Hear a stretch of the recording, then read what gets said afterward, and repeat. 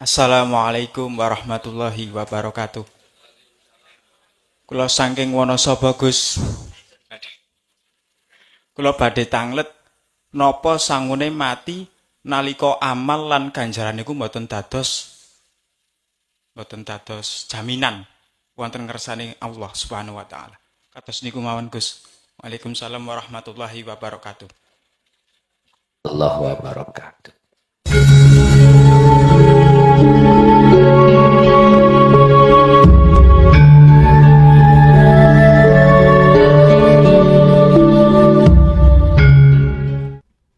Assalamualaikum warahmatullahi wabarakatuh. Kula tepangaken nami kula Sobirin Mahabah. Riyen kula sampun konsultasi sareng panjenengan. Padahal nika kula ngrasaken kegelapan. Panjenengan jawab terus kemawon. Terus kula lampahi malih. Pun berapa bulan kemudian kula sampai kemari ngrasaken cahaya. Nah cahaya niku mpun kula raosaken wektu kula ajenge wudu. Niku wonten raos swara muncul. Ya anak-anak itu. Tapi niku cahaya niku mboten istilahnya mboten redup, tapi tambah. Terus niku wonten malih cahaya tapi ngliputi cahaya sing wau kula semerepi niku. Niku cahaya tapi kados pundi cahayane nggih pokoke niku ngliputi niku cahaya sing kula semerepi. Lah ingkang kula sampeke pun tanyakan kula nggadahi niku tanggung jawab keluarga. Nggih niki sing paling berat. Istri, anak, adik. Kula niku nggih raos mesakaken kalih keluarga niku. Nek kula sampaiaken kula ajaki wonten sing jawab terlalu tinggi, terlalu dalam. Lah niki dos pundi tanggung jawab kula niku Gus? Menawi piyambake niku dantene mboten nrimo. Padahal kula saestu kasihan. Kalau kadang-kadang ros ajenge napa nggih nangis piyambak. Kok bojo kula mboten nrimo adik. Malah urusane kok wis pokoke aku keyakinanku ngene ya wis. Ya. Lah niki kula sing kula suwun penjelasan saking panjenengan. Dos pundi solusionipun Gus? Ngeten mawon. Assalamualaikum warahmatullahi wabarakatuh. Waalaikumsalam warahmatullahi wabarakatuh. Siapa berjalan ke arah barat semakin lama akan meninggalkan arah timur. Semakin jauh arah timur yang ditinggalkan. Siapa yang berjalan ke arah barat semakin lama akan semakin jauh arah timur yang ditinggalkan. Siapa yang hatinya semakin mendekat kepada Allah karena sudah tahu jalannya, sudah tahu ilmunya, maka dia akan semakin jauh meninggalkan urusan-urusan selain Allah. Sekarang dibalik. Siapa yang hatinya semakin mengejar terhadap hati, bukan jasmani, mengejar tentang kesenangan dunia, maka dia akan semakin jauh Allah terhadap dirinya. Terasa semakin jauh.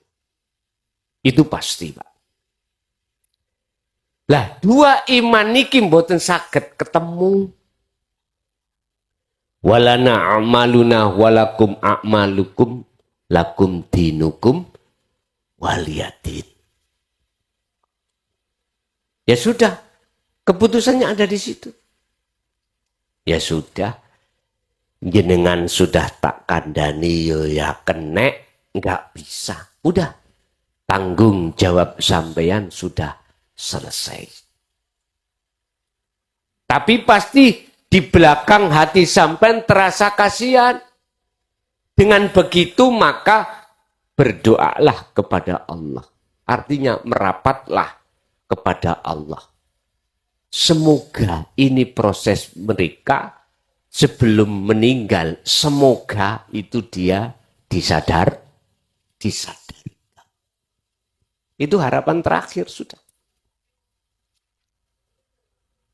Berkenaan dengan cahaya tadi memang Bapak Ibu, kisah sejarah kita memang gelap hati ini. Berhubung jenengan iki mau menerima cara untuk mendatangkan nurun ala nurin yahdillahu linurihi mayyasha. Cahaya makrifat itu hanya diberikan kepada hamba yang dikehendaki saja.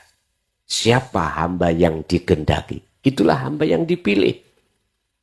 Merekalah yastami'unal qaul, yang mengikuti Rasulullah di jalur dinul haq. Wa yattabi'una ahsan, dan dia mengikuti apa petunjuk-petunjuk yang bagus di dalamnya itu. Ini. Maka semakin lama cahaya itu akan semakin benter, semakin menyala. Lah, dengan cahaya inilah yang menjadikan hati jenengan basiroh, matanya itu buta pada Allah, akan menjadi terang beneran. Kalau seperti ini, maka inilah yang disebut sebagai liqo.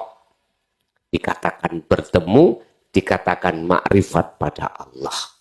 Tanggung jawab jenengan, wa ahlikum naro, sampaikan kepada anak istri kita.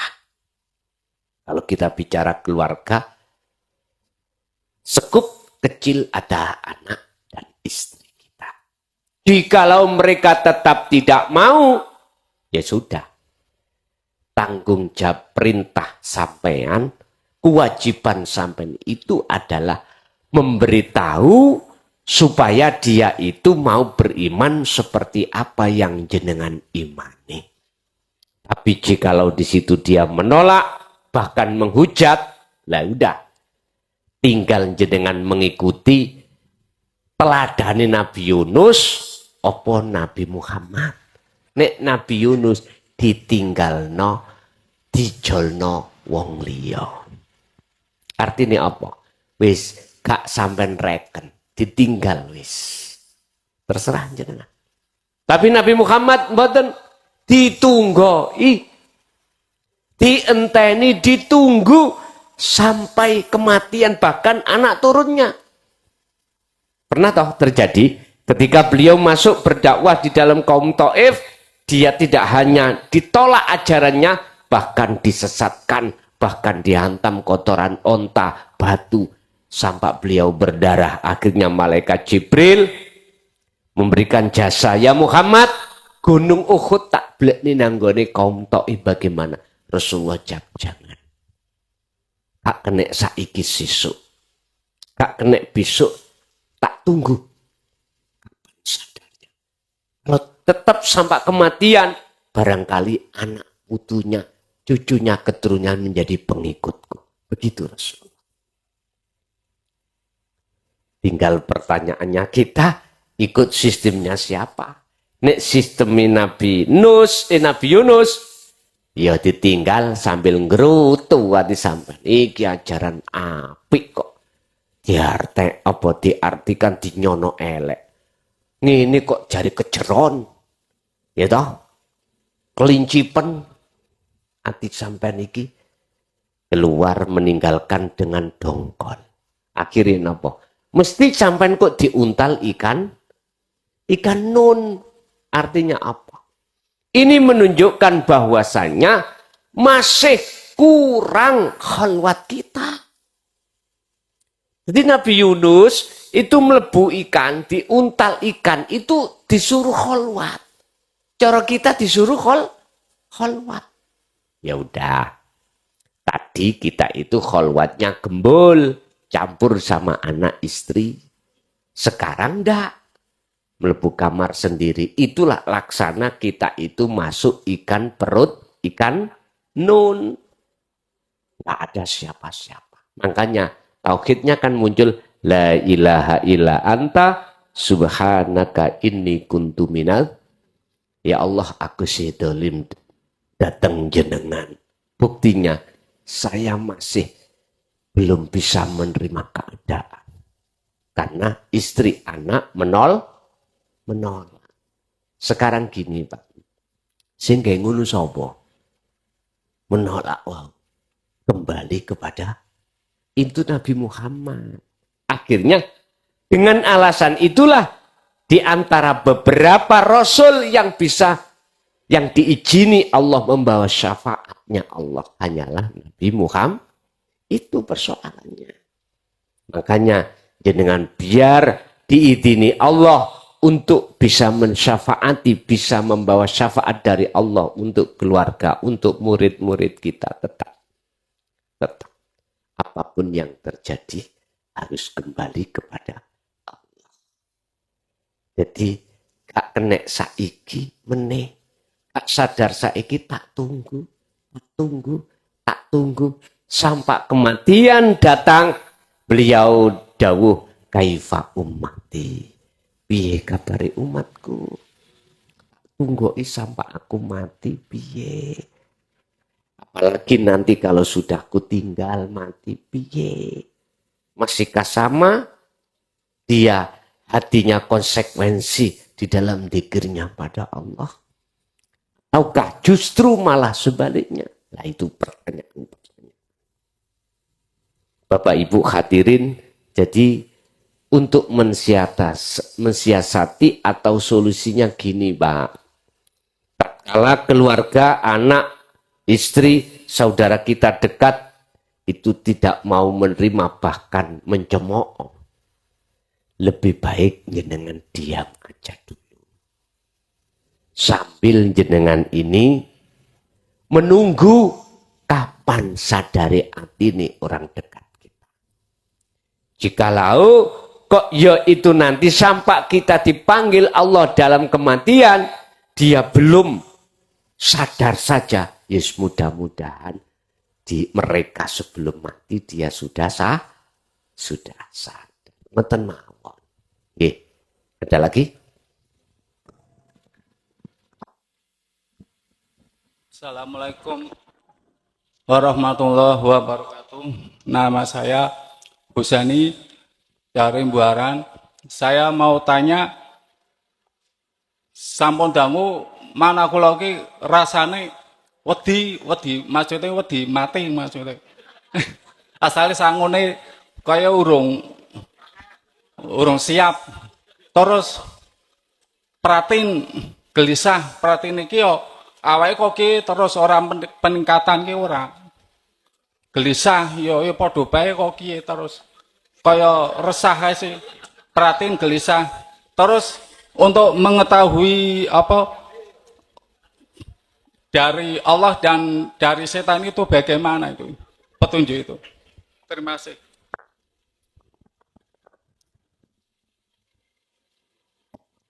Tidak ada hati satu seorang pun tatkala di dunia ini tidak takut kematian. Semuanya. Sampai yang sakit aja lekas dibawa ke dokter. Sekarang lagi trennya penyakit yang mematikan diabetes. Lah ngoten nggih?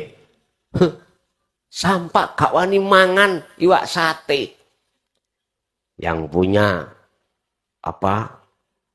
unsur darah tinggi, nanti stroke. Gak wani belas, gak wani. Bapak Ibu hadirin, kecuali hati seorang hamba yang betul-betul dirinya itu melakukan perjalanan fitrah kepada Allah dan bertemu Allah. Kecuali ini.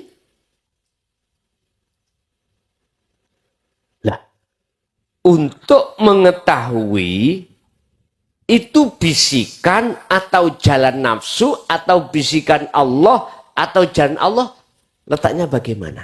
Gini, Pak. Jenengan pun mandang api eleke perilaku dohir. Jangan. Jangan melihat perilakunya itu. Ada 4 waktu Allah hadapkan kita. Bala, nikmat, taat, maksiat. Intinya jangan melihat perilaku dohir api atau buruk. Jangan. Buruk misalnya dadu, teplek, judi, molimo.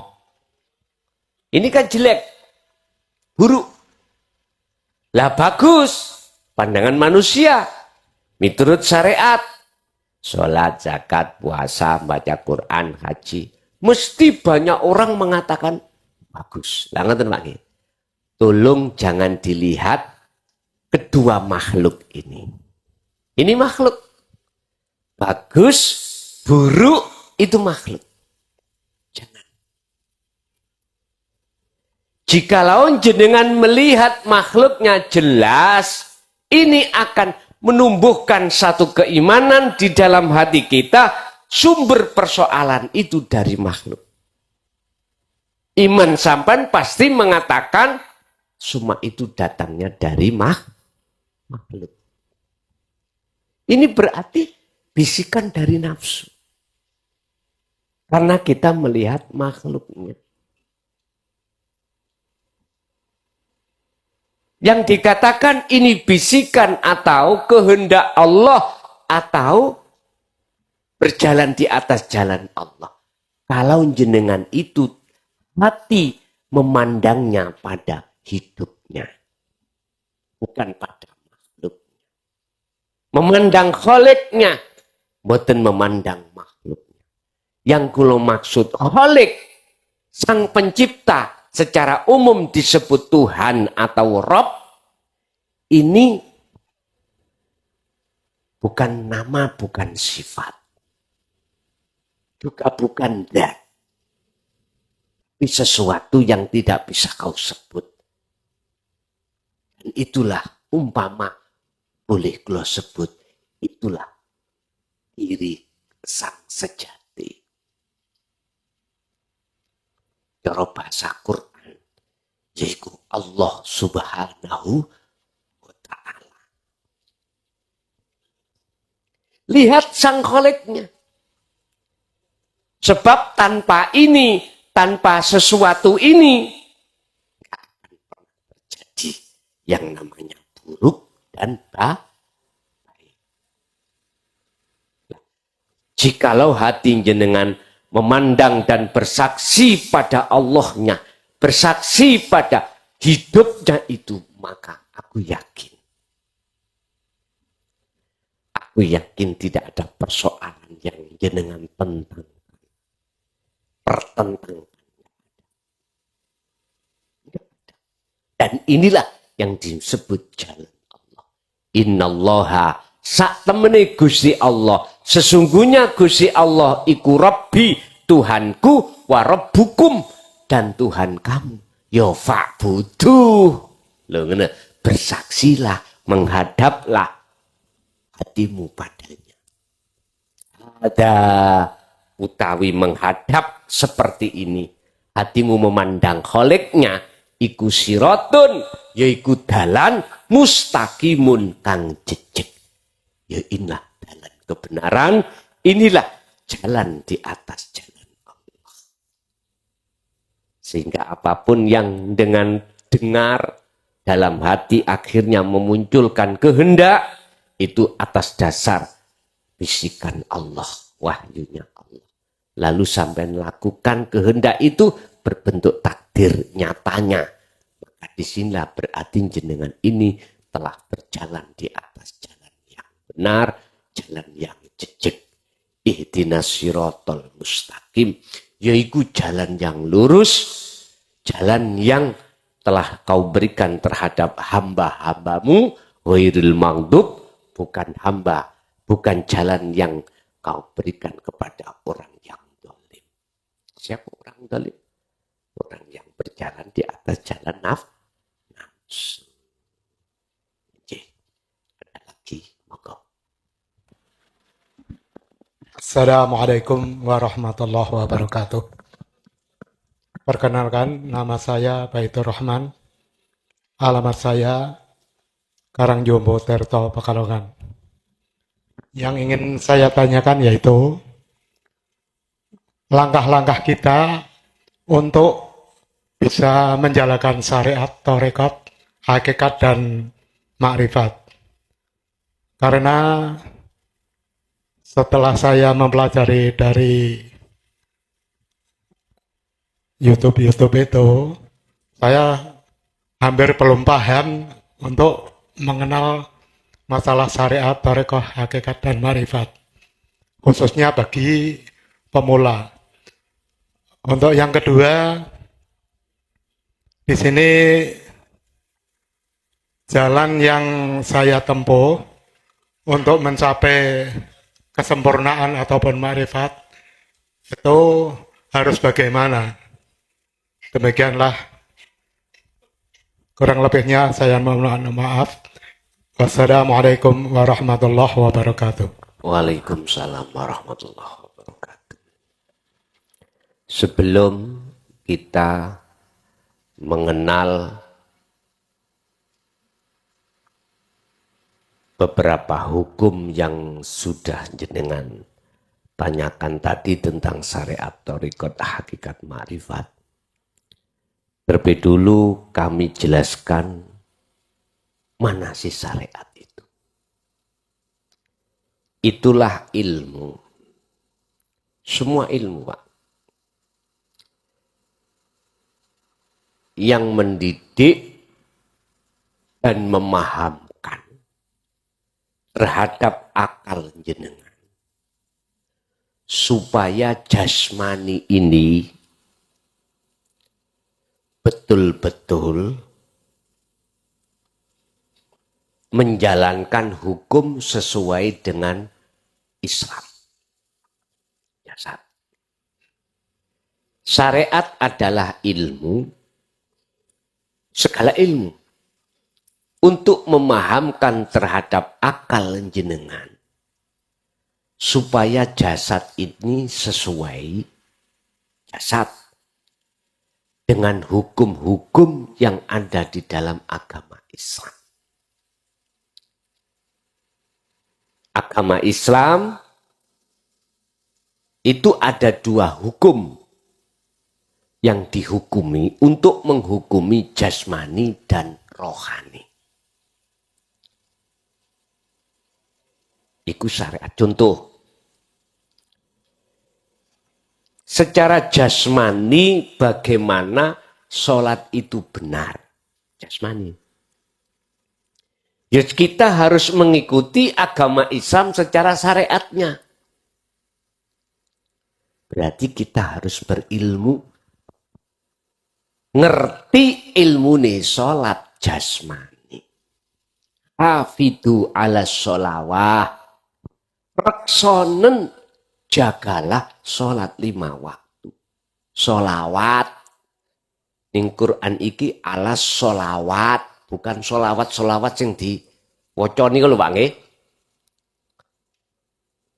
Ala sholawat ngeten nek cara Quran.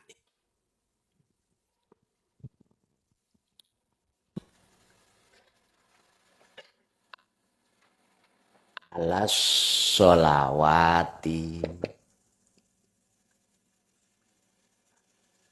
Ya. Reksonen babakan piro-piro sholat iki.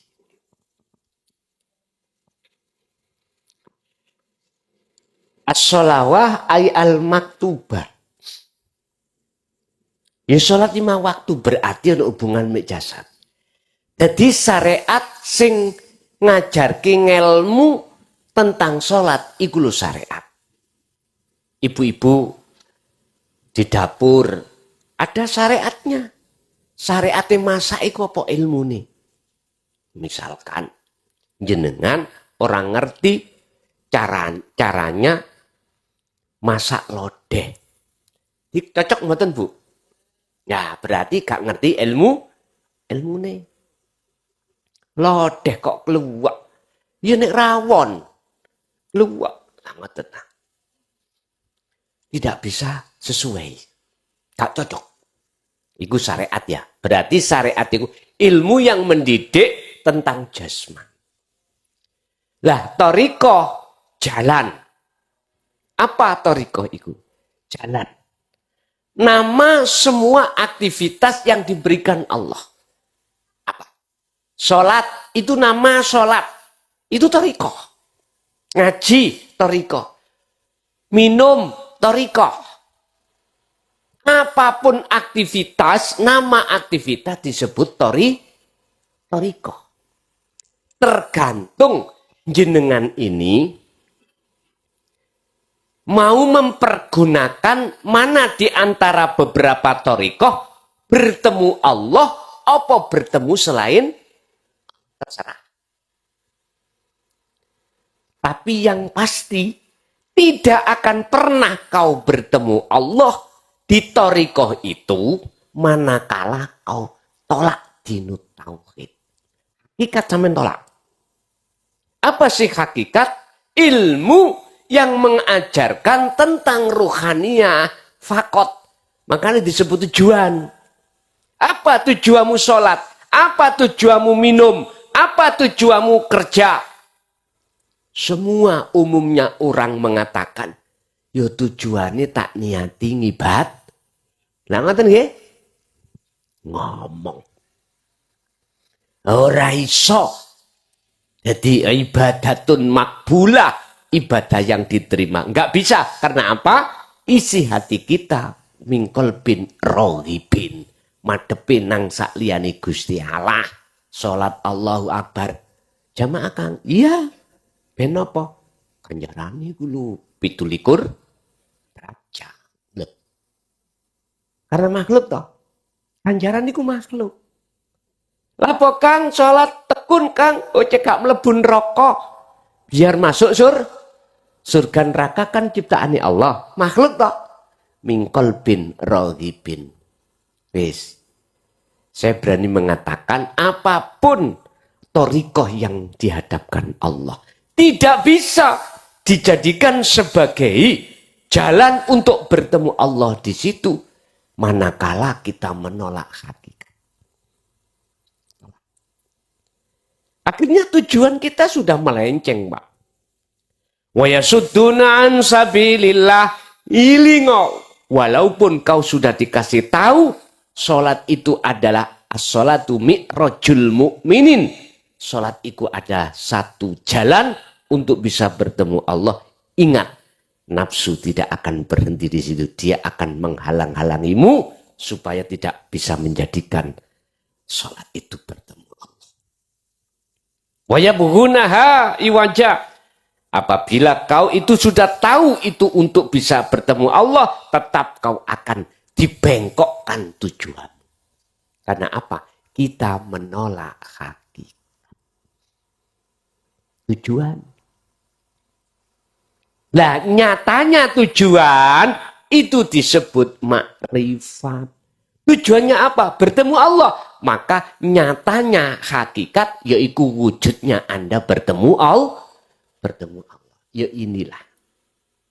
Terus bagaimana caranya kita biar maksimal semuanya itu kita dapat. Cukup jenengan itu apapun yang terjadi pada diri Anda. Apapun yang muncul dan timbul dalam diri Anda atau di luar diri Anda, cukup hatimu merasakan, mengimankan yang berperan ikut cuman akunya Allah. Bukan makhluk. Itu. itu akan muncul dengan sendirinya, Pak. Manakala betul-betul di dalam hati kita telah terlepas keakuan makhluk. Baru muncul dengan sendirinya. Nggak usah sampai muncul sendiri. Muncul sendiri. Kalau sudah waktunya. Lah kapan waktunya? Ketika detik-detik la yarawna li anfusihim syai'an. Detik-detik apa yang muncul dan timbul dalam diri kita, hati kita sudah tidak mengakui kalau kita yang melakukan. Nyun sewu, itu nyun sewu. Jenengan nek sudah tenggelam di dalam bahrut tauhid. Ojo beda. Apa jangan bedakan. Apa yang jenengan hadapi, api elek jangan bedakan. Secara fisik tuh ya. Enak gak enak, taat, maksiat, balak, nikmat, jangan kau bedakan. Anda tidak akan pernah membedakan manakala syuhudul wahda fil kasrah. Anda memandang Allahnya. Memandang Khaliknya baru Anda tidak membedakan. Akhirnya antara hujan dengan gak hujan ora ono beda. Singgai sepi udan ya urip mang, singgai rame udan ya urip mang. Itu Pak caranya. Caranya bagaimana kita mengenal atau berlaku yang namanya syariat, thariqat, hakikat dan makrifat. Terus yang kedua tadi apa Pak? Pertanyaan ada 2 kali ya.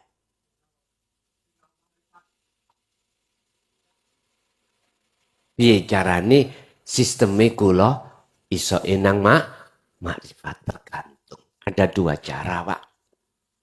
Ada 2 cara untuk mencapai nyatanya tujuan. Tergantung jenengan ikut cara yang bagaimana. Kalau sistem, ada sistem wasilun, ada sistem majedubun. Apa sistem wasilun? Secara jasmani, jenengan taat hukum agama Islam di syariat. Hanya ada 2, larangan dan perintah. Artinya, ketika berlakunya hukum larangan dan perintah pada diri kita lepasen. Ora elok-elok ninggal no, ora elok-elok njalakkan.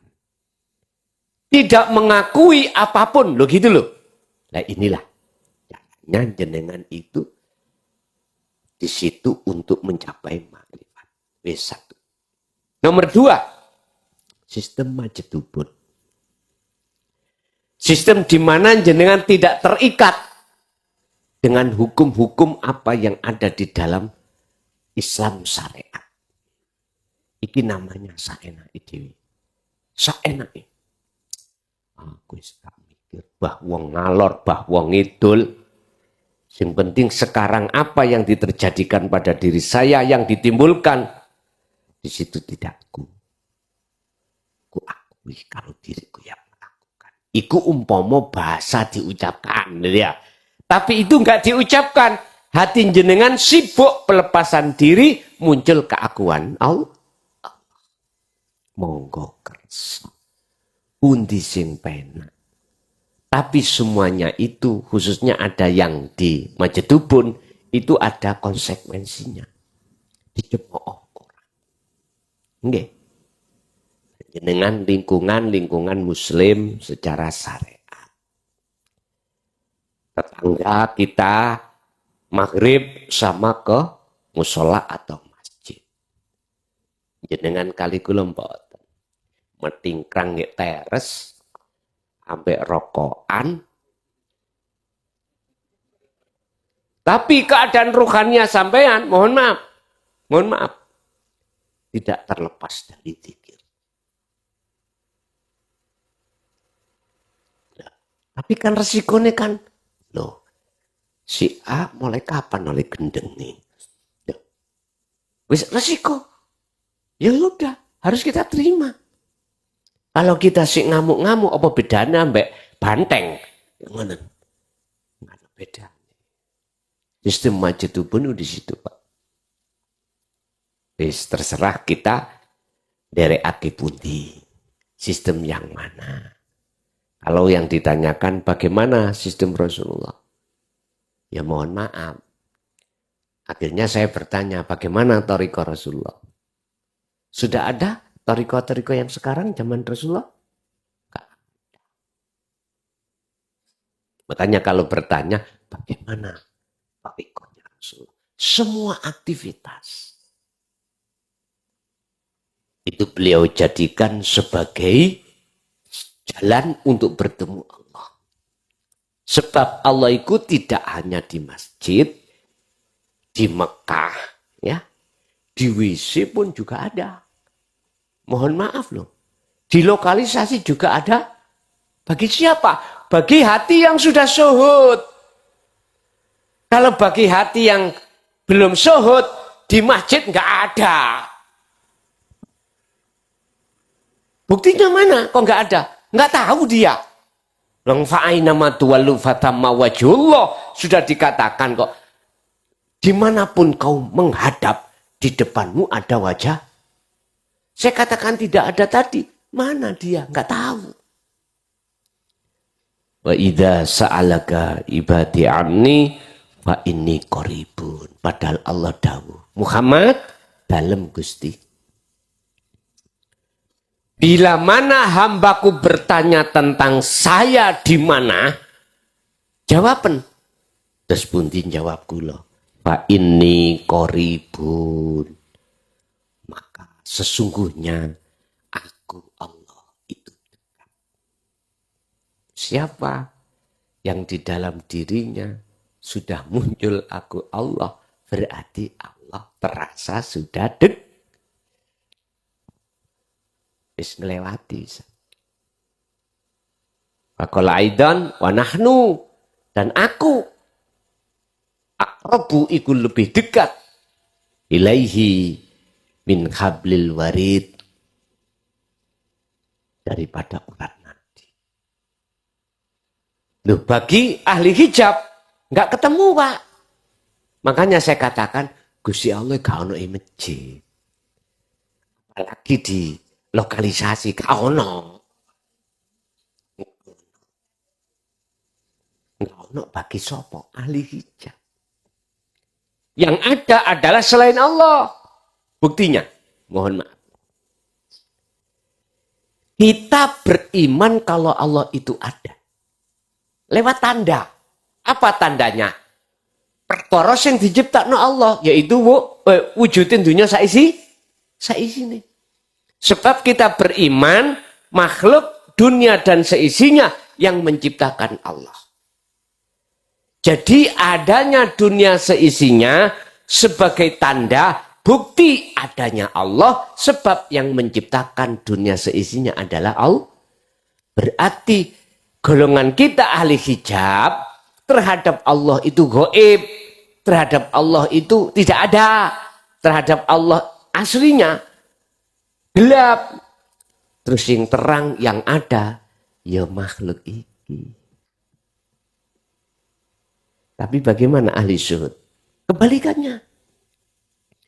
Justru wujudnya Allah di dalam pandangan ahli syuhud membuktikan, dijadikan sebagai dalil bukti burhan ketidakwujudnya selain Allah. Beda toh Pak ya? Beda. Dua teori iki antara air dengan minyak saling tapakan dimanapun orang syariat dengan orang hakikat loh ya, mesti sistemnya berbeda. Nah, terus bagaimana biar sinkron lah? Caranya mung kuwi bener ning dunya. Tapi piye carane rohaniahmu wis ning akhirat. Isiku. Bener kuwi laku syariat jasad. Ning bagaimana? Piye bagaimana ruhaniyahmu itu berlaku hakikat? Caranya, jangan pernah kau beriman dan bersaksi kalau kau yang melakukan. Tapi berimanlah dan bersaksilah bahwasanya yusyahiduna annal fa'ilahu wallahu ta'ala. Yang melakukan itu, yang bersaksi itu hanyalah yang wujud. Berarti inilah yang disebut syahadat tunggal. Yang bersaksi dan yang menyaksikan itu pelakunya cuma satu. Yang melihat dan yang dilihat ya sing wujud. Perkara sing gak wujud gak mungkin bisa melihat yang wujud. Sebab sejatinya yang bisa melihat yang wujud itu ya sing wujud dewe. Yang wujud sendiri. Jadi terserah Bapak derek sistem wasilun apa majedubun pun di mata ahli syuhud, ahli makrifat mboten enten salah. Sakersa. Ngoten nggih? Jangan terus dituduh saya, wah itu benar dikatakan salah. Terus salah katakan benar. Oh, tak anggap kuwi gak dong. Enggak dong. Berarti ngombe kopimu kurang kental. Ngono lah. Ngajimu kurang adoh, ngono lah. Ngaji nek nggone RT ae. Ngaji ku tutuk kono Pekalongan, tutuk kono. Ngono lah. Ben nggih. Masih ada lagi? Assalamualaikum warahmatullahi wabarakatuh. Kula saking Wonosobo Gus. Kula badhe tanglet napa sangune mati nalika amal lan ganjaran niku mboten dados jaminan wonten ngersane Allah Subhanahu wa taala. Kados niku mawon Gus. Waalaikumsalam warahmatullahi wabarakatuh. Allahu wabarakatuh. Apa sangune wong mati ketika ibadah apapun itu tidak bisa jadi jaminan. Kalau bicara sangu, jenengan pun mengartikan duit lho Pak ya. Ya nek dunya, ngoten lho. Apa yang dimaksud sangune pati? Wa mayyattaqillah. Faqala aidan ya ayyuhalladzina amanuttaqullaha haqqa tuqatih wa la tamutunna illa wa antum muslimun. Jangan sekali-kali kau iku mati. Manakala takwamu betul-betul belum jangan. Ini dimaknani muslim. Janganlah kau menuju kematian jikalau tidak dalam keadaan muslim. Nah, ngoten nggih. Bahasane Quran kan muslim. Cuman pengertiannya sampean lihat. Wahai orang yang beriman, bertakwalah kau pada Tuhanmu dengan takwa yang sebenar-benarnya. Sebab jenengan kalau takwane takwa-takwaan, Islammu yo Islaman.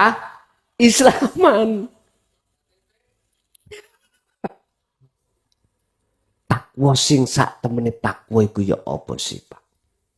Ngapunten. Kita kalau Jumat itu kan mesti mendengar wasiat toh.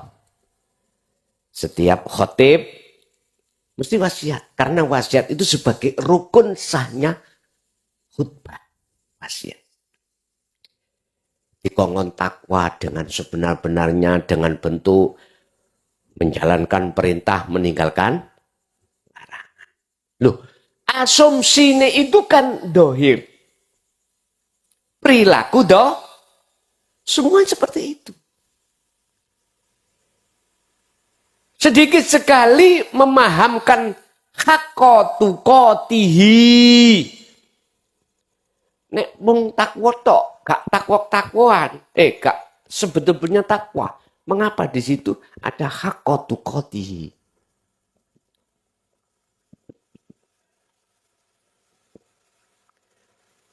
Haqqatu qatihi. Mengapa ada ini? Bertakwalah kau dengan sungguh-sungguh. Mana takwa yang sesungguhnya? Ini menyangkut masalah ruhaniyah. Kalau takwa secara jasmaniyah benar. Larangan yang telah ditetapkan di dalam hukum syariat kita tinggalkan. Perintah yang telah ditetapkan di dalam hukum syariat kita jalankan. Oke. Jasmani. Tapi jenis menungso gak mungkin ono jasate tok. Disebut al-insan. Ada jasmani, ada rohani. Nggak pernah disampaikan rohaniannya. Inilah yang menjadikan, mohon maaf, saya nggak bisa mikir. Sebab ayatnya yang terakhir ditutup wala tamutunna, dan janganlah kau mati sungguh jikalau tidak dalam keadaan Islam agamamu, Muslim awakmu. Wala tamutunna illa wa antum muslimun, keadaanmu itu selamat, pasrah.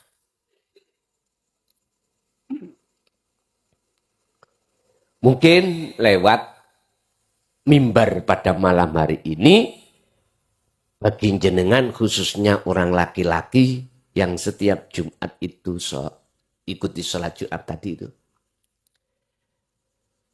Izinkanlah kami akan menuangkan takwa yang dengan sebenarnya. Itu terjadi pada ruhaniyah jenengan.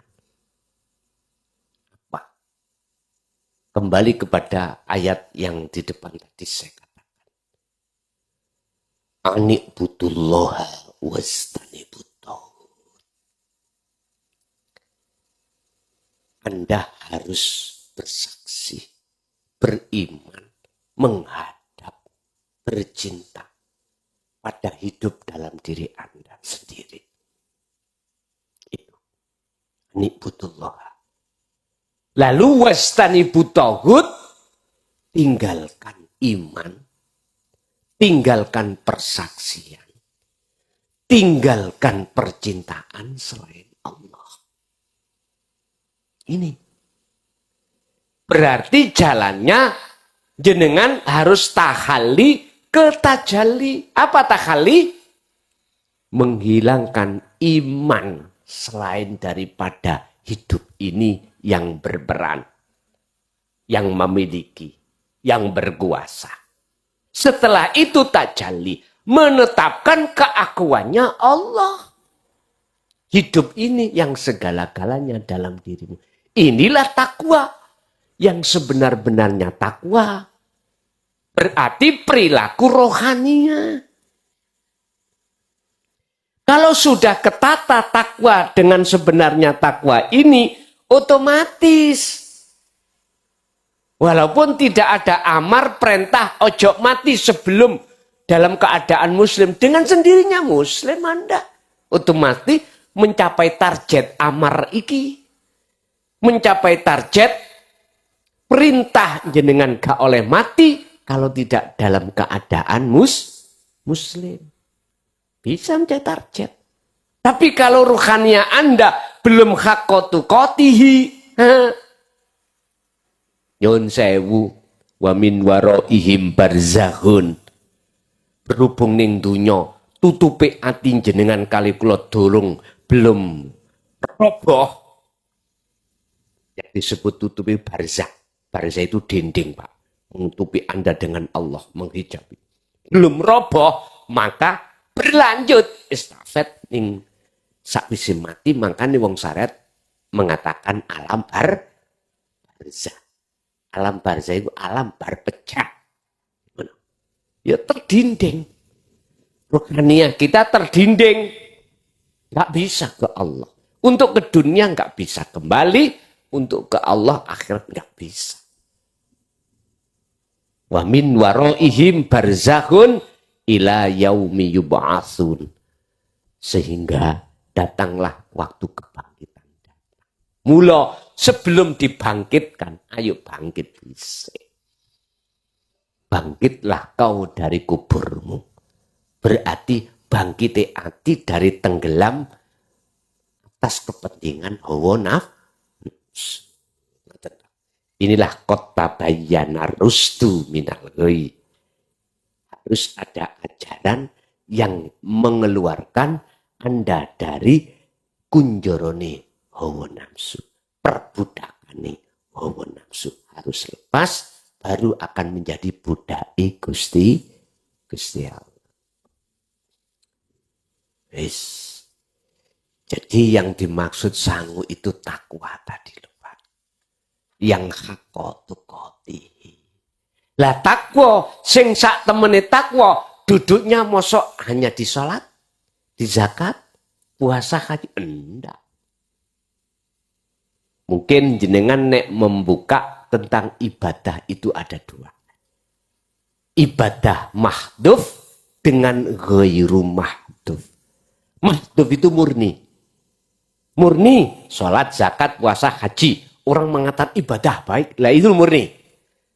Yang ghairu mahdhuf, yang tidak murni, pasang salon, sound system, jenengan masak, jenengan maem, noto kursi, nyoting, apapun, itu ghairu mahdhuf. Ini toriko sama, semua toriko jalan. Kalau jenengan betul-betul takwa ati sampean teng mriku, ya iki lho sangune mati. Ingat, buka di dalam kitab Ihya ya. Kisah beliaunya Muhammad bin Muhammad ibnu Ahmad Al-Ghazali. Iku mengatakan, beliau itu oleh mlebu swarga, ya, sangune mati, iku duduk salate. Ghazali masuk terhadap surga rahmati Gusti Allah iku gara-gara waktu ngarang kitab Ihya, nulis mushaf, mangsine iki ana laler, miber, dijarke, dibiarkan sampai kenyang, gak digusak, pulpene gak dincep nonda. Akhirnya miber, baru muncul. Gara-gara iki. Ini berarti kan ibadah ghairu mahdhuf toh. Kurang ekstrim. 21 penggaweane ngondol. Ya. Ada sih. Gara-gara ngombeni asu. Loh, kok iso mlebu surga? Apalagi mboten mudeng, Pak. Mudeng. Ilmu hati iku ojo dilebokno akal. Pedhot ndas mungko. Urate pedhot, lebokno ning ati. Tafakkaru fi khalqillah wala tafakkaru fi dzatihi. Urusan ilmu kedat Allah nggone ning ati, ojo ning akal. Nek sampean trimo akal, introk ambek akal, akhirnya panas, rantas, pedhot. Wis. Bahaya. Bahkan nih ada yang tanya, Gus, dalem. Tonggo kula ngaji tauhid hakikat kok tambah suwe tambah gendeng ini.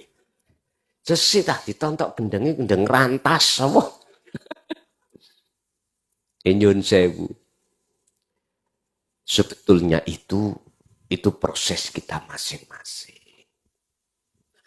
Nggak ada istilah ilmu menakut-nakuti. Semua itu karena kita sendiri yang meletakkan sesuatu yang bukan tempatnya. Ibu-ibu piring, gelas, terus cowek didelehane mbale. Cocok mboten? Mboten cocok. sapi wedhus. Dijak turu ning kamar. Nelek, ya aja salahno wedhuse. Tempatkanlah sesuatu itu pada tempatnya masing-masing. Jadi, mengapa Allah mencontohkan lewat hadis begenggek tadi? Itu saking nemeni loh Pak. Ibadah ghairu mahdhuf bisa untuk dijadikan sebagai media, jalan, fasilitas bertemu Allah. Apalagi ibadah mahdhuf. Lu ngoten lho. Maksudnya seperti itu. Tapi ini tak terjemah no. Ibadah mahdhufmu iku bertumpuk-tumpuk. Ora enek gunane. Tidak ada gunanya apapun dan tidak bermanfaat apapun manakala bersumber dari hati mingkol bin rohibin. Mohon maaf. Hanya hati yang bersumber condong pada Allah lah yang di situ atas segala aktivitas thariqah apapun beliau bisa jadikan untuk bertemu Allah. Sebab kuncinya mlebu rahmat atau adab iku ning syirik, Pak. Syirik. Babagan syirik tulung sampean buka. Di dalam surat Al-An'am ayat 79. Ini kisah Nabi Ibrahim. Mana letaknya syirik, mana letaknya enggak syirik. Ini sering sampai baca setelah takbiratul ihram sebelum baca Fatihah. Ini wajah tuat. Ya. Sesungguhnya ku hadapkan, ku saksikan, ku imankan, ku lihatkan wajahku terhadap wajah. Ini letaknya gara-gara inilah Pak. Akhirnya ayat yang di belakang ditutup. Wama ana minal musyrikin. Jikalau keadaan ruhaniyahmu itu seperti itu, maka wama ana. Dan saya bukan termasuk golongan orang yang menyekutukan Allah. Berarti bebas.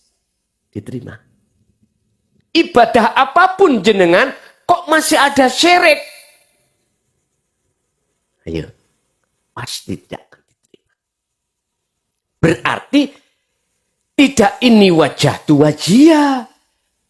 Jenengan menghadapnya wajah jenengan roh itu terhadap wajah makhluk.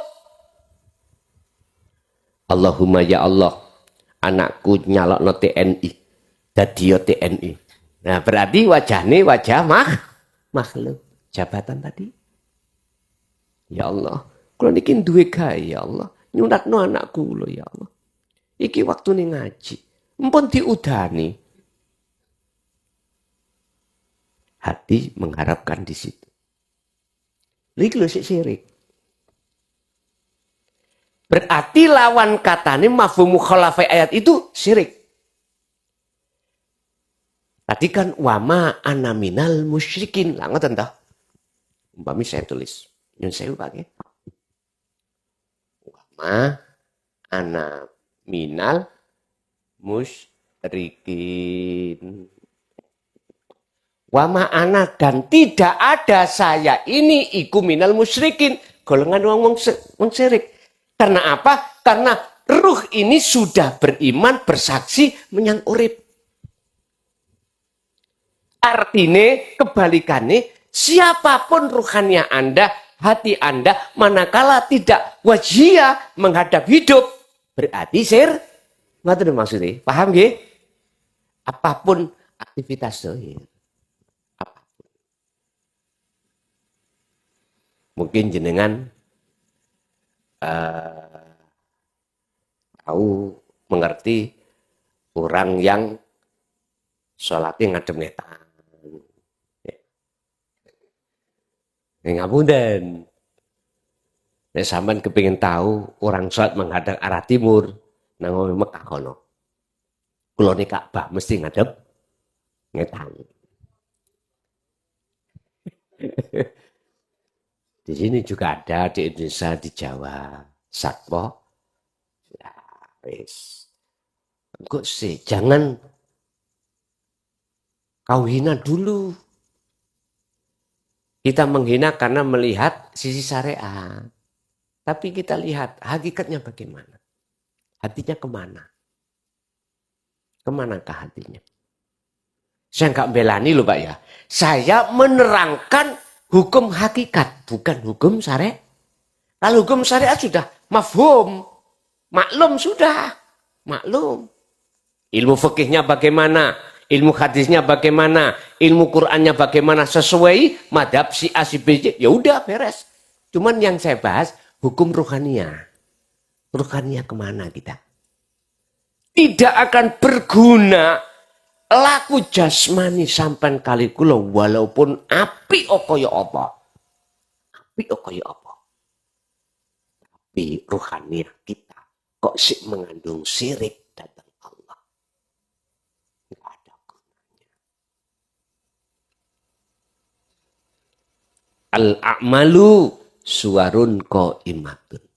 Yaiku sing disebut akmaliyah seperti patung. Sebenarnya enggak belas. Enggak ada. Disuruh tung patung. Tuku lombok tung. Ya enggak budal. Lah iku patunge. Lah sing ini yang ini terus. Terus. Patung. Amalia yang seperti itu. Ora ning gunane. Miturut pandangan hakikat. Jangan dicampur pandangan syariat. Pandangan Allah. Lah biar bermanfaat bagaimana? Lah ini. Kasih roh patung itu. Amalia jasmani opo wae yang bagus-bagus tadi. Tahu yang dikatakan bukan ibadah. Kasih roh. Apa rohnya? Wa arwahuha lan utawi piro-piro roe akmal iku wujudu siril ikhlas, wujude rahasiane piro-piro ikhlas fiha ing dalam akmal. Ikhlas ternyata. Apa rahasianya ikhlas? Orang ngaku-ngaku yen iki sing laku aku. Bisa. Dalam hati sampean itu isinya kolbin zahidin, bukan kolbin rohi. Di hati jenengan sudah tidak beriman, sudah tidak meyakini, sudah tidak merasa kalau kita makhluk yang melakukan. Tapi Allah. Wis, kalau hati sampean duduk di zona di sini, nggak ada kata nggak ikhlas, mesti ikhlas. Itulah Pak, amaliyah yang bermanfaat itu di situ. Karena ada ruhnya. Jadi kembali kepada pertanyaan, sangune wong mati iku takwa. Takwa iku laku sing koyok ngene mau. Ini wajah tuat, iya. Urusan dohir berlaku apapun, sing penting ruhaniyah jenengan ini wajah tuat. Bahasa robitoh, penghadapan wajah ruh, kudu wajahi Allah. Bukan wajahi makhluk. Nek sampai nang wajahi makhluk, mesti sampai iku mujone nang makhluk. Mesti mujine nang makhluk. Itu pasti Pak. Tapi kalau ada yang menyuruh jenengan itu menghadap wajah makhluk, berarti yang menyuruh itu nyaluk dipuja, dipuji. Terus bicara, lah wasilah Gus. Oke, kalau kita bicara wasilah, jangan kau bawa-bawa wasilah itu di mata Allah. Jangan. Kalau kau bawa, jelas kau akan masuk di dalam tuduhan kau telah berbendahara dengan Allah. Contoh Pak. Orang mempunyai keimanan. Nabi Muhammad itu yang bisa memberikan syafaat. Lah gitu. Qur'annya ada misalnya. Innallaha wa malaikatahu yusholluna 'alan nabi. Jangankan nabi, Allah pun membaca sholat. Oke, mungkin malam hari ini tak tegesno kisah prosesiku ya apa, biar Anda tidak beriman pada makhluk. Ngeten. Berangkat dari surat Az-Zumar ayat 14 kalau nggak salah. Itu Allah dawuh ngeten. Kul ngucapo sira Muhammad. Lillahi ku tetep kedue Allah apa asy-syafa'atu pertolongan jami'an kelawan sekabehane. Muhammad katakanlah syafaat ini milik Allah. Semuanya. Berarti kalau syafaat milik Allah, yang bisa mensyafaati siapa? Allah. Berhubung Nabi Muhammad, ini boleh mandangi nang makhluk, gitu.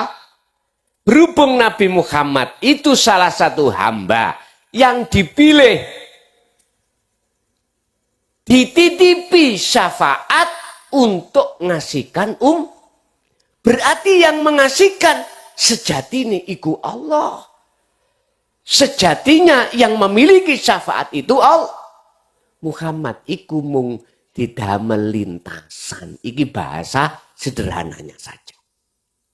Tapi jenengan gak boleh punya iman menduakan Allah. Nek sampai menduakan Allah, Muhammadnya muncul. Berarti kita menuduh Allah berbendahara dengan Muhammad. Padahal tidak. Nah terus piye kul tambah bingung ngaji tauhid iki Gus. Bingung rokokan sih.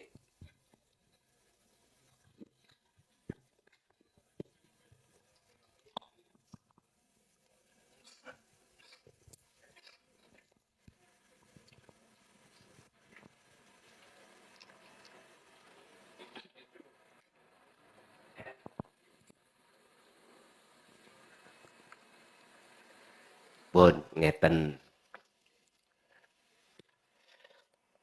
Di sini ada dua mata. Siji mata dohir, luru mata batin. Kalau kita mandang mata dohir, memang sing ngaji iki delondonge klason. Ngerti delondongnya? Wujudnya klason, rupane klason. Wis. Sederhana mawon. Mata dohiriyah. Karena mata dohir ini kanggo mandang bersaksi terhadap makhluk. Bener. Makanya yang memberikan syafaat itu Muhammad itu bener. Pandang mata dohir. Tapi mata yang satunya mata ruh. Atau bisa dikatakan mata hati. Gunanya untuk bersaksi, melihat, mengimani urip. Coba kalau tidak ada hidup sing tak sebut jenenge Allah dalam dan luar diriku, delondonge klason iku bisa ngoceh ngene dah. Bisa ngomong? Nggak bisa. Nggak bisa ngomong sendiri. Oh, berarti ngomongnya klason itu atas dasar muncul sumber dari omongane urip. Si anak loro ta, Pak? Berarti klason digawe lapangan dijadikan berbendaraane urip untuk bisa sampai dengan. Iki belum bersih. Iki masih ada dua. Klason sebagai alat, Allah sebagai yang mengalatkan, menyampaikan dawuh-dawuh. Berarti ono loro. Padahal semuanya itu walillahil masyrik, Allah sendiri. Dan gak syirik. Lah ini petukno antara, mohon maaf, mata hati jenengan dengan urip sing ono jenengan dengan urip ning aku.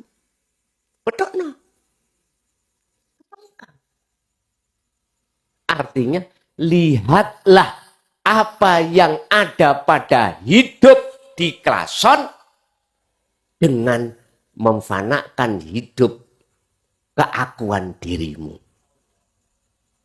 Akhirnya, inilah yang kumaksud bertemu. Inilah yang kumaksud sing nyawang Allah ya Allah sendiri. Ya, seperti ini sudah gak ada perbendaraan. Untuk mencapai makom di sini apa? Para alim ulama itu wedi sirih. Takut salah. Iki sing iso nrimo lho ya. Sing ra iso nrimo, jelas ngomong iku gak bener. Wis. Ya wis ben krana makomnya masing-masing. Satu misal ini Pak. Untuk anak kecil, dulinan bermain api dan bermain air, itu menyenangkan. Ayo, anak sampean sumut no lilin. Sawanang. Anak sampean deleh kolam, kecek. Sawanang. Berarti lilin api tadi dengan air kolam itu dia nggak sadar kalau itu bahaya. Tapi bagi jenengan bahaya. Tahu? Gambarannya seperti itu. Makom anak-anak. Nyun sewu. Ketika kita ngaku-ngaku, itu bahaya kita nggak sadar. Yukhadi'unallaha walladina amanu wa ma yahda'una illa anfusahum wa ma yash'urun. Kita itu yang makom TK. Sebetulnya memungsui Allah.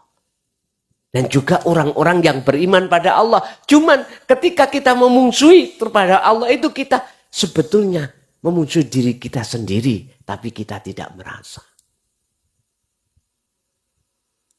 Buktinya. Ketika orang tua melarang anak kita dolanan api dan banyu. Nangis toh? Nangis. Nah, orang tua oleh karena dia mengerti itu bahaya, sakno nang sampean. Ditolong, tapi jenengan kali kula nggak mau. Karena kita nggak merasa kalau kita itu memungsui orang tua yang mengingatkan kita. Sama halnya dengan dino tauhid itu, Pak. Miturut pandangan saya, Pak. Berhubung saya itu iki perumpamaan. Kasihan terhadap rohani umat manusia. Saya beranikan diri untuk menyampaikan tentang ilmu kawerroh di tengah-tengah umat Islam. Khususnya dan umumnya umat Islam. Padahal saya tahu resikonya. Orang ini enai. Resikonya loh Pak. Orang ini enai. Belas orang ini. Sing dicaci mesti, sing dilokno sesat apa maneh. Bahkan mohon maaf, resiko yang tertinggi seperti mohon maaf Kanjeng Nabi Muhammad seperti Sayyidina Ali bagaimana? Seperti itu. Tapi mengapa tetap saya lakukan? Saya berpegang teguh dengan satu ayat. Walladzi arsala rasulahu bil huda wa dinil haq aidinu tauhid liyudhirahu 'ala dini kulli. Di belakang ayat ada kalimat walau karihal musyrikun. Walaupun saya dibenci orang, tetap kami sampaikan. Iki dasari karena kasih sayangku padamu. Tapi banyak umat sing gak paham. Seperti anak TK tadi, melarang dia bersukaria dengan mainan-mainan itu. Akhirnya memusuhi saya. Tapi ketika anak kecil memusuhi orang tuanya tadi, itu sebetulnya memusuhi dirinya sendiri. tapi nggak terasa. Jenengan menolak ajaran dinul haq, iku merugikan Anda sendiri, tapi Anda tidak terasa. Apa ruginya? Hatta idza ja'at humusa adu bagdatan, nanti kau akan sadar ketika detik-detik kematian datang. Mesti jawabnya ki, oh bener wong gendeng ya rek. Oh bener sing tak sesat biyen. Yang tidak begitu jawabannya. Akhirnya Anda berkata kepada Allah, memohon, kembalikan saya ya Allah untuk ke dunia walaupun hanya sesaat. Saya tak mertobat. Dijawab Allah, kasep bos. Wis. Matahari sudah terbit dari barat. Pintu tobat sudah tertutup. Baru sadar nanti. Ya. Oleh karena ini takdir sing durung terjadi, tak buka. Supaya Anda tidak menjadi golongan orang-orang sing getun buri. Kecewa belakangnya.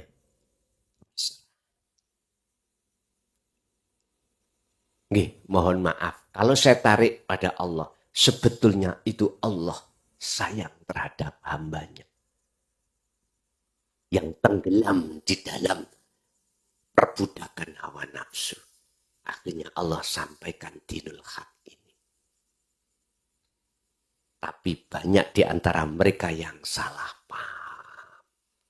Apalagi sing rumangsa apik ngibadahi.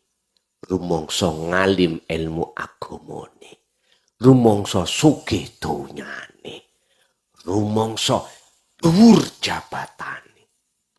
Inilah al-ma'la, orang pertama yang menolak. Quran ini ngono. Ngomong apa? Terserah. Tapi ingat, aku pun suatu saat akan MPP. Tahu MPP?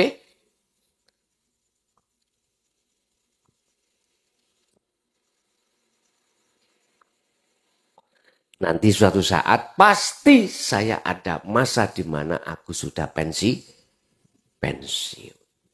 Entah pensiunnya itu secara dahir aku dimatikan Allah, ataukah mulutku dibisukan, ataukah saya tidak boleh menjawab atas semua pertanyaan, baik di WA maupun secara langsung. Ataukah dibatasi Allah?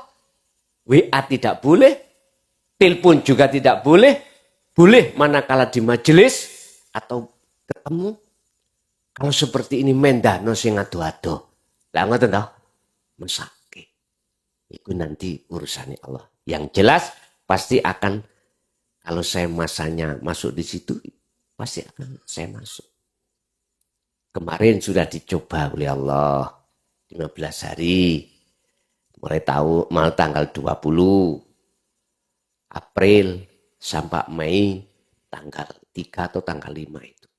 Ya udah. WA membalas. Ada pertanyaan yo kata balas. Ada telepon yo kata angkat. Ya sudah, saya tinggalkan. Biar besok umat itu cekak kaget. Tergantung secara totalitas bentuknya Allah nanti bagaimana, is urusan Allah. Oke, ada lagi?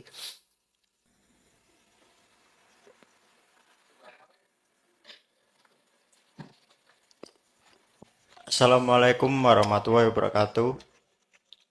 Perkenalkan, nama saya Muhammad Yahya Kamal dari Samborejo Tirto. Saya mau tanya Gus,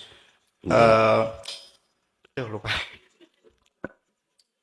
Ridhonya Allah itu kan tergantung ridhonya kedua orang tua. Itu hakikatnya gimana Gus? Assalamualaikum warahmatullahi wabarakatuh. Waalaikumsalam warahmatullahi wabarakatuh. Wong tua loro itu laksana Pangeran Katon. Tahu Pangeran Katon nggih? Oke. Alasannya apa? Karena adanya kita sebagai anak itu karena adanya kedua orang tua. Ridallahu fi ridho walidin.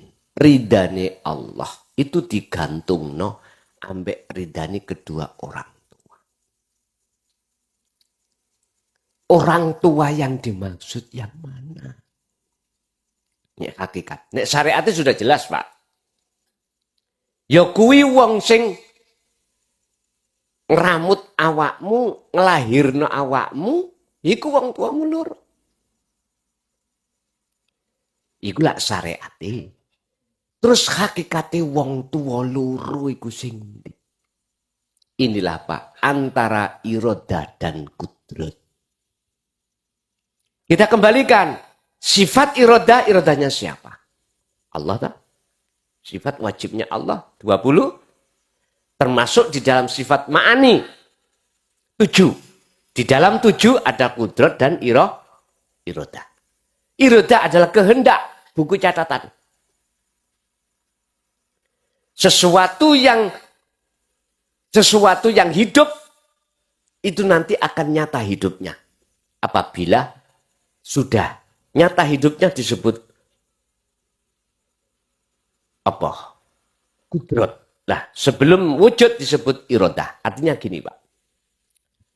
Ketika orang tua kita secara syariat nikah, terus kumpul untuk membuat anak, sebelum terwujud anak secara dohir, ada namanya Nur Muhammad. Wiji kang dumadi sak lebeti gesang. Wiji sel yang terjadi pada hidup atau dikatakan nutfah itu nanti. Loh, sebelum tercipta wujudnya jasad, itu sudah ada.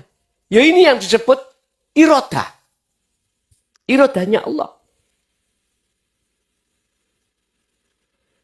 Ketika sudah terjadi beberapa proses, 40 hari, 40 hari menjadi getih, darah bergumpal, 40 hari lagi dan seterusnya, rohaniah. Makanya disebut tingkepan, yaitu tangkepi roh dengan jasad. Meniupkannya Allah roh terhadap jasad. Wa nafahtu, dan kutiupkan rohku. Udah. Berarti sebelum jasad ada, ini sudah ada. Ruh sudah ada. Sebelum takdir jenengan sampai di sini, di rumah wis ono irodah, kehendak, kekarepan, kepingin ngaji. Lah, wujudnya irodah jenengan dalam hati jenengan, yaitu yang disebut takdir atau yang disebut qadar atau kudrat iki wujudnya irodah. Yaitu wong tua loro. Artinya apa? Jikalau jenengan sudah memandang bahwasanya kudrat dan irodah dan kudrat wujud iku mau sang khalik sebagai hak, maka itulah estu yang disebut gumantungi ridane Allah itu terhadap kedua orang tua. Sehingga antara orang tua tadi dengan Allah la farqa bainahum atau bainahuma. Antara jasmani dengan rohani la farqa bainahuma. Tidak ada bedanya. Kita mengatakan tidak ada bedanya kalau syuhudul wahdah fil kasroh. Kalau hati jenengan bersaksi menyang uripe tok. Sehingga tadi saya katakan, ojo kok memandang dan membedakan perilaku dohir api elek, jangan pandang makhluk itu, tapi pandanglah Allahnya. Ini maksudnya.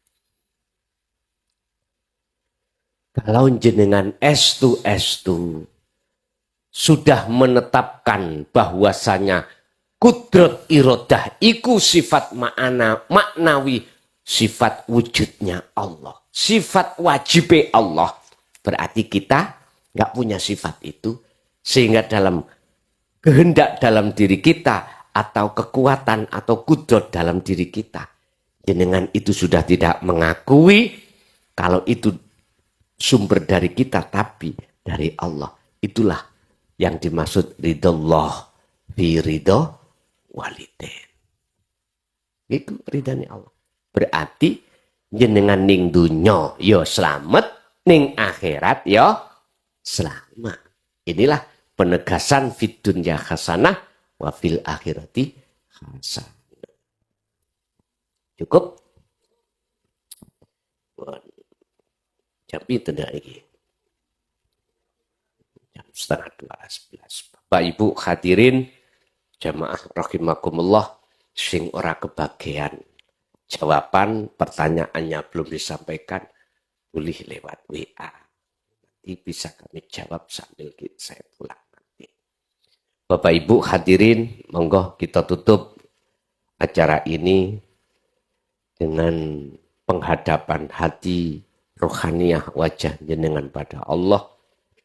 Apa yang terjadi pada malam hari ini estu menjadi satu buah ilmu yang bermanfaat terhadap kita dan keluarga kita dan anak putu kita ila yaumil qiyamah. Lahumul Fatihah.